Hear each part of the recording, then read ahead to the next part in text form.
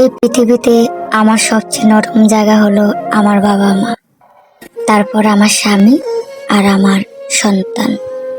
কারণ আমি জানি আজ আমি বেঁচে আছি তাদের দোয়ায়।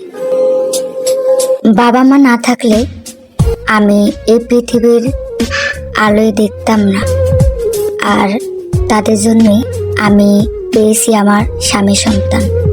তাই আমার বাবা মাকে নিয়ে কেউ কটু কথা বললে,